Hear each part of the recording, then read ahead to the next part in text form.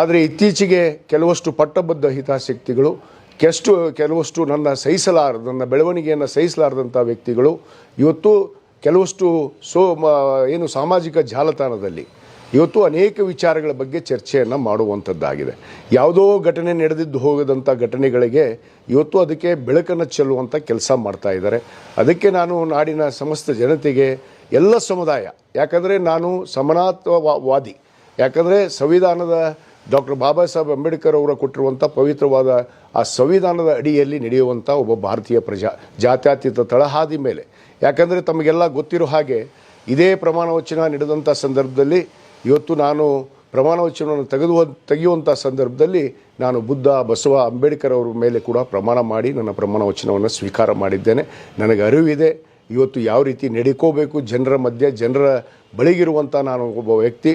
ಆದ ಕಾರಣ ನಾನು ಸಮಸ್ತ ಜನತೆಗೆ ವಿನಂತಿ ಮಾಡಿಕೊಳ್ಳೋದಿಷ್ಟೇ, ಈ ಪಟ್ಟಬದ್ಧ ಹಿತಾಸಕ್ತಿಗಳು ಏನು ನನ್ನ ವಿರುದ್ಧ ಸಂಚನ್ನು ರೂಪಿಸ್ತಾ ಇದ್ದಾರೆ ಅವರಿಗೆ ನಾನು ಹೇಳೋಕ್ಕೆ ಇಚ್ಛೆಪಡ್ತೇನೆ, ತಾವು ಇದೇ ರೀತಿ ಸಂಚನ್ನು ರೂಪಿಸಿದರೆ ನಾನು ಕಾನೂನು ಮೊರೆ ಕೂಡ ಹೋಗಬೇಕಾಗತ್ತೆ. ಆದ ಕಾರಣ ನಾನು ಯಾವುದೇ ಸಮುದಾಯಕ್ಕಾಗಲಿ ಯಾವುದೇ ವ್ಯಕ್ತಿಗಾಗಲಿ ನಾನು ಅಗೌರವವಾಗಿ ನಡೆಯುವಂಥದ್ದು ಇಲ್ಲೇ ಇಲ್ಲ. ದ್ವೇಷ, ರಾಗ, ದ್ವೇಷವನ್ನು ಬಿಟ್ಟು ನಡೀತೀನಿ ಅಂಥೇಳಿ ನಾನು ಪ್ರಮಾಣವನ್ನು ಮಾಡಿದ್ದೇನೆ. ಆ ದ್ವೇಷ, ರಾಗ ಇವತ್ತು ಒಂದು ವಿಚಾರದಲ್ಲಿ ನಾನು ಭಾಳ ಪ್ರಾಮಾಣಿಕವಾಗಿ ನಡೀತೇನೆ.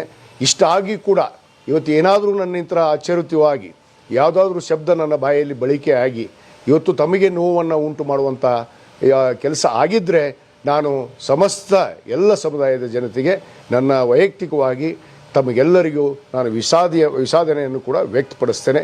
ದಯವಿಟ್ಟು ಇದನ್ನು ಇಲ್ಲಿಗೆ ನಾವು ಮುಗಿಸಿ ಮುಂದೆ ಈ ದೇಶದ ಅಭಿವೃದ್ಧಿ, ಈ ನಾಡಿನ ಅಭಿವೃದ್ಧಿ, ಜಿಲ್ಲೆಯ ಅಭಿವೃದ್ಧಿ ನಾವೆಲ್ಲ ಸಮುದಾಯದವರು ಕೂಡಿ ಒಗ್ಗಟ್ಟಾಗಿದ್ದಾಗ ಈ ದೇಶ ಸಮೃದ್ಧಿ ಆಗೋದಕ್ಕೆ ಸಾಧ್ಯ. ಆ ಜಾತ್ಯತೀತ ತಳಹಾದಿ ಮೇಲೆ ಡಾಕ್ಟರ್ ಬಾಬಾ ಸಾಹೇಬ್ ಅಂಬೇಡ್ಕರ್ ಅವರು ಕೊಟ್ಟಿರುವಂಥ ಪವಿತ್ರವಾದ ಸಂವಿಧಾನದ ಅಡಿಯಲ್ಲಿ ನಾವು ಪ್ರಜೆಗಳಾಗಿ ನಾವೆಲ್ಲರೂ ಕೂಡ ಒಗ್ಗಟ್ಟಾಗಿ ಅಂತಂಬರಾಗಿ ನಾವು ಬದುಕೋಣ. ಆ ವಿಚಾರಗಳನ್ನು ಮಾತ್ರ ನಾನು ಹಂಚ್ಕೊಳ್ಳೋಕೆ ಬಯಸ್ತೇನೆ. ತಮ್ಮಲ್ಲಿ ವಿಷಾದವನ್ನು ಮತ್ತೊಮ್ಮೆ ವ್ಯಕ್ತಪಡಿಸಿ ನನ್ನ ಎರಡು ಮಾತನ್ನು ಮುಗಿಸ್ತೇನೆ. ಶರಣಾರ್ಥಿಗಳು.